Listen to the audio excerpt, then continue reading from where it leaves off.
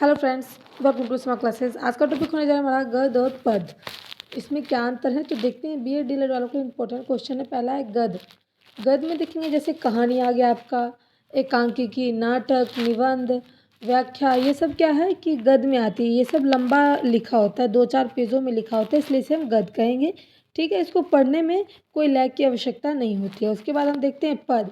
पद में कविता आ गई, दोहा, चौपाई, शायरी, ये सब आता है। इसमें क्या होता है कि छोटी छोटी पंक्तियाँ ही होती है, हमेशा एक पंक्ति के बाद एक पंक्ति ऐसे लिखा रहता है। और इसको पढ़ने के साथ साथ आनंद का भी एहसास होता है, यानी कि लय की भी आवश्यकता होती है। जैसे कि मछली जल की रानी है, या फिर रैन रैन गो अवे। अगर इंग्लिश का पढ़ना है आपको, कविता पोयम, तो वो पढ़ोगे तो उसमें सिर्फ और सिर्फ लय के माध्यम से आपको आनंद आएगा। उसे हम क्या कहेंगे? पद।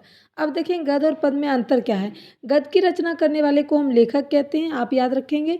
और पद की रचना करने वाले को हम कवि कहते हैं। इसमें कविता वगैरह आती है। उसके बाद हम देखेंगे गद्य में लय की आवश्यकता नहीं होती है, क्योंकि वो लंबा लंबा कहानी होता है, उसमें लय यानी कि सुर की आवश्यकता नहीं होती है। पद में क्या होता है, लाइन बाय लाइन लिखी होती है, इसलिए इसमें लयात्मक होते हैं। पद हमेशा लयात्मक होते हैं, ध्यान रखेंगे।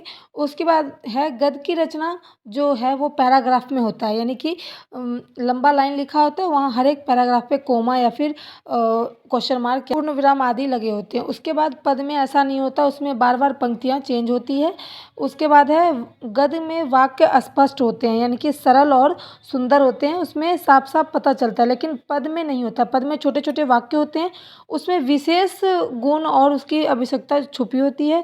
गद्य को पढ़ने के लिए हमें रस का आनंद का एहसास नहीं होता है, लेकिन पद को पढ़ने के लिए हमें आनंद आता है और उसके विशेष अर्थ भी माने जाते हैं। वीडियो पसंद आए लाइक करें, शेयर करें, सपोर्ट करें। Thanks for watching my video.